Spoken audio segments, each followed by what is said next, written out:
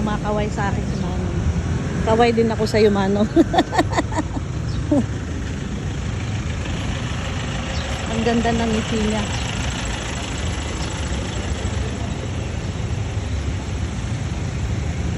Grabe ka init.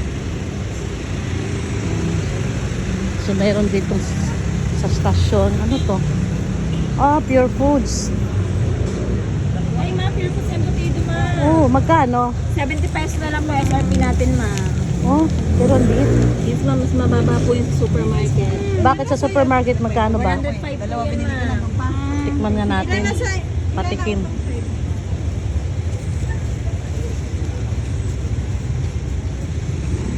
Yan na lang, ma'am, yung Okay din. lang yan, ma.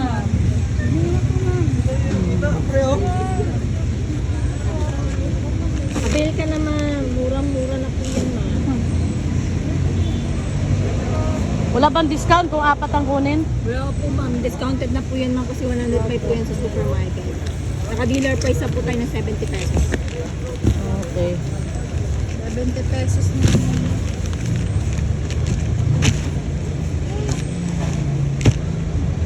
Mas frozen. Apat.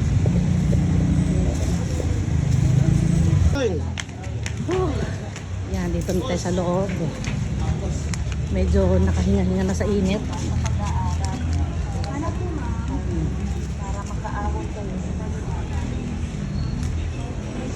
Ayan, laga si kuya ng pusa.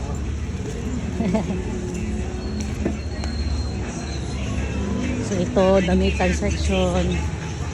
Ito, laruan. Ito naman, mga ipit-ipit. Mga accessories. So, umpisa na dito, gulayan sa left side. Itlog at saka toyo dito. Pagdating naman dito ay mga manok at karning baboy. Dito rin ay so dito muna tayo sa loob. Mauna tayo dito sa section by section yung sila. Ito kamote, kamoteng kahoy, nyog.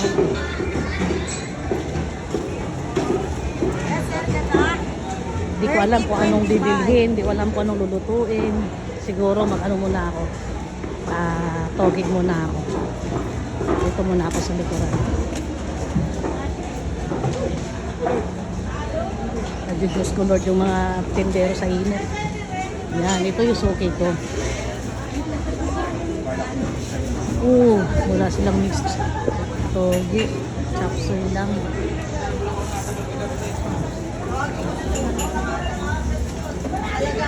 So, chapsuy muna siguro tayo. Wala ko na sitaw tayo, sabit lang.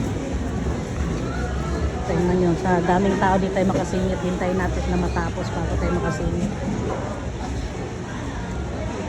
So, kukuha tayo ng bawang, ng sibuyas. Ano kaya ang ating unang lutuin?